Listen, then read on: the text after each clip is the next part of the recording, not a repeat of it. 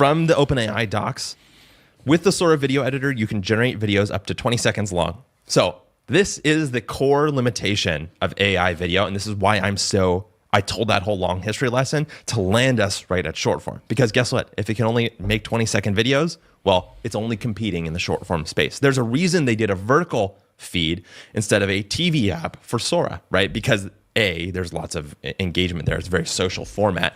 But B, you're not going to watch a 20-second video on your TV.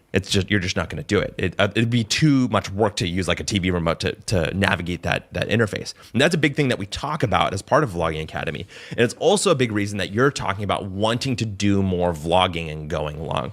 So that brings us to the industry reaction as a whole. You mentioned Casey, and actually just after we posted just after we recorded our last live, Casey posted his actual full video reaction on his YouTube channel. And I don't know if you want to take us through your experience of watching that for the first time. Yeah. So the last time we did a live stream, we referenced his tweet, which he said, cooked, right? Yeah. And basically saying Sora's so good.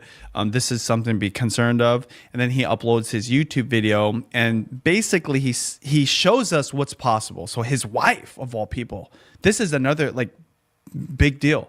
His wife, if you didn't know anything, it's like she kind of hesitant to be on camera. Okay to be on camera, but not a creator. Yeah.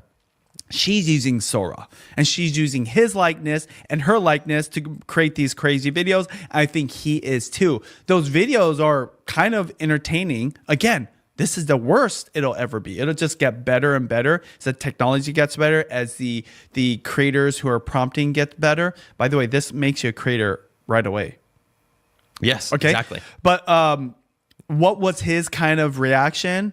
He actually was genuinely concerned for all creators, because he calls it slop, AI slop, but still there's so much, because every person I use this stuff, I can make, and I don't know, I've actually done this. In 30 minutes, I've actually maxed out the amount I can make on some of these things, okay? Like I've hit my limit, and that was probably 50 AI generated videos or something like that in a 20, 30 minute time period.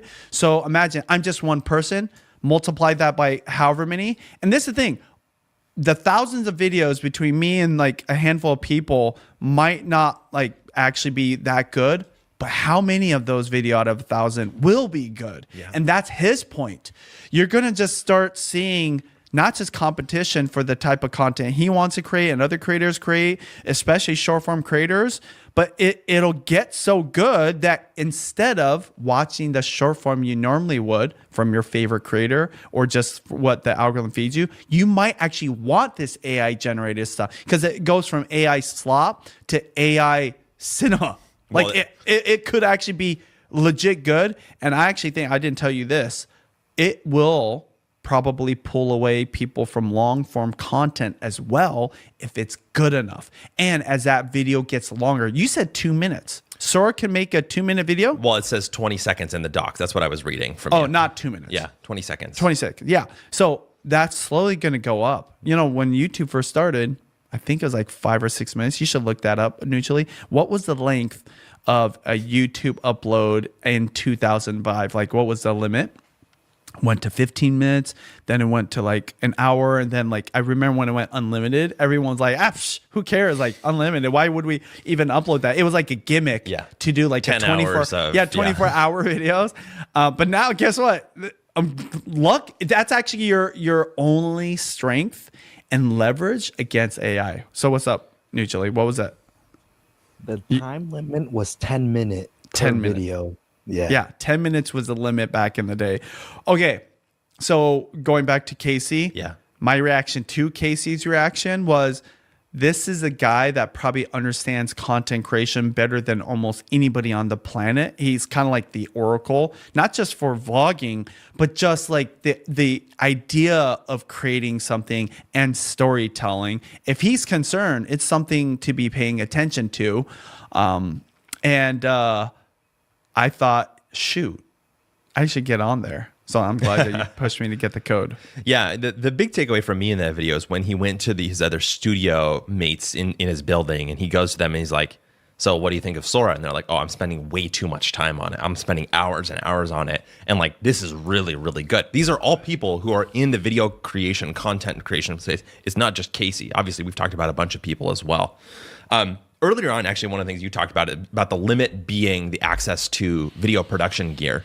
Have you ever heard of the 99-1 principle? 99-1 principle. I'm guessing it has something to do with like there's 100 pieces of content, 99 no one cares about, one is like the one that people watch. Yeah, sorry, I'm having a hard time distinguishing when I say this. It's 3 numbers: 90, Okay. 9, Oh. 1. Oh no, I haven't heard this. So 99-1 is that there's 90% of people who just view content on a platform. They're just passively there. There's 9, I think, that like basically interact or kind of like a part of the actual community. And there's like 1% that actually create. Right. So this is a classic rule of these user-generated content platforms: Facebook, Twitter, Instagram, YouTube. Most people don't create, is the point. Here's the thing that's really interesting about this, and you've actually brought it up twice throughout this entire podcast, which is that this might be the first time that sort of rule starts to break, because it's so easy and so compelling to make a piece of content. It has nothing to do with your on-camera presence or your ability to record or lighting or edit or editing. It's just the prompt, which there's people out there that probably were amazing writers now can write into reality anything. A video. Yeah. Literally anything. And I have to give credit to Ben Thompson again as Stratechery for turning me onto this idea. And he actually went through his own little journey over the last week where he talked about his evolution of understanding just how compelling that was with Sora. Because he looked at Meta's version of the app, which doesn't really have these kind of same robust creation tools. And he looked at Sora's version of the app. And initially his first reaction was, Meta's is going to be better. It's more relaxing. It's kind of like a little more like virtual reality, kind of stargazy, interesting thing. Other people have joked and said it's just a bunch of screensavers on that app. And he looked at Sora and he was like, yeah, it's kind of gimmicky and like sort of dorky, but like, I don't know. I'm not really that interested. And then, of course, he saw the reaction, which is that Sora just skyrocketed to the top of the free app charts on iOS, right? And Meta's app is like way in the like 200s, 300s. And he's like, okay, I was wrong about something. And he's like, I wonder whether this 99-1 principle is about to, first of all, explode, which is what we talked about earlier in the show with the amount of competition that's about to happen. But also that it makes it a really compelling thing for more people to do, because so many people want to express their creativity in that regard. And so it's just kind of amazing to me. I think that brings us to the last of kind of the industry reactions, which is that no one other than Mr. Beast, who tweeted, did you see this tweet the other day? No, I haven't. He says, when AI videos are just as good as normal videos, I wonder what that will do to YouTube and how it will impact the millions of creators currently making content for a living. Scary times.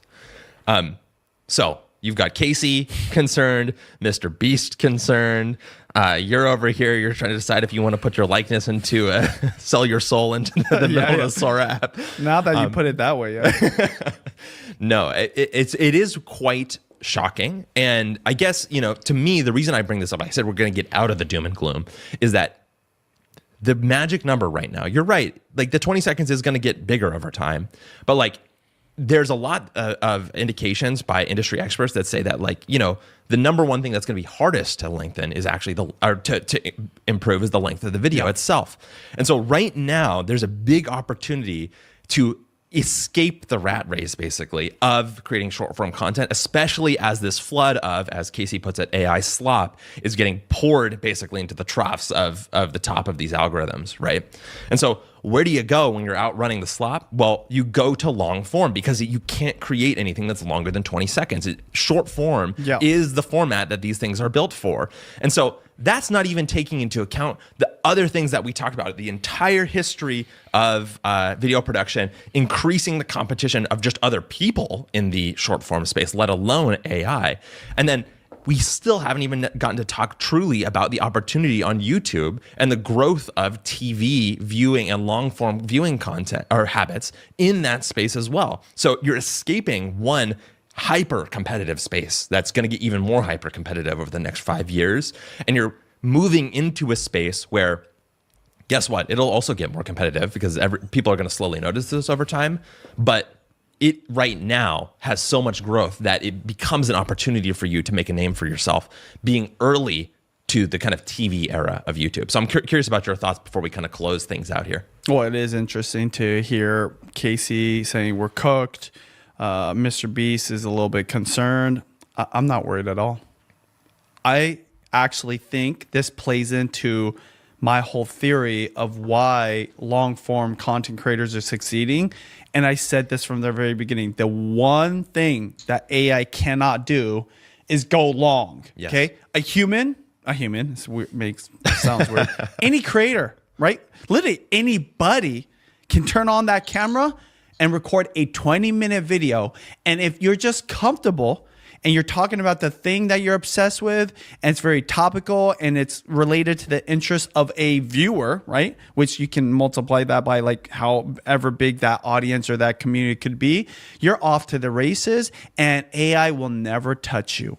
And also, like I said, when you watch content on the TV, you don't want to pick. So if 20 seconds is a max, even if it got to 60 seconds, you don't want to keep picking it. So when you watch on the TV, like that's not going to be part of it. TikTok came out with a TV app. It's not going to work. People don't want to keep like choosing, right? They like to choose what.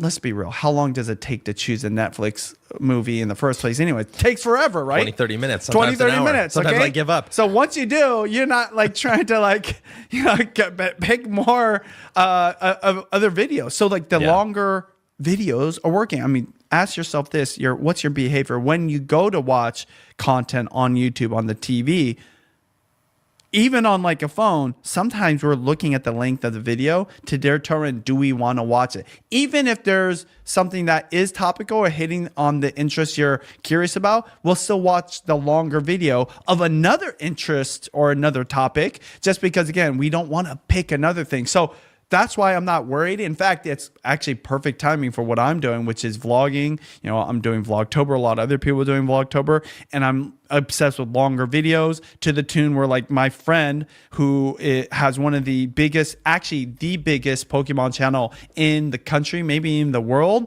is going super long, and that's what we have against. And that's what I'd say. So I think Sora is amazing. You should totally use it, play with it, pay attention to it. But as a creator, I've been saying this for regardless of Sora, this is actually more of a reason to do this. Make longer videos. Show up to your audience more often. And of course, like a Pokemon channel, like a Deep Pocket Monster, Dan and Pat, you can make it more produced, but you don't have to. I have recorded videos in the last couple of weeks where I did no edits. It took me an hour to film, and boom, I've got, I think it's like up to 15,000 views, 18,000 views, and AI can't touch that. Like I said, what made it so that the limitation of a TikTok creator is the amount of time you're filming to be able to create a piece of content, right? It's that same thing that makes it so that it's a strength of yours on long form content. The longer your video, the less the AI is going to be your competition.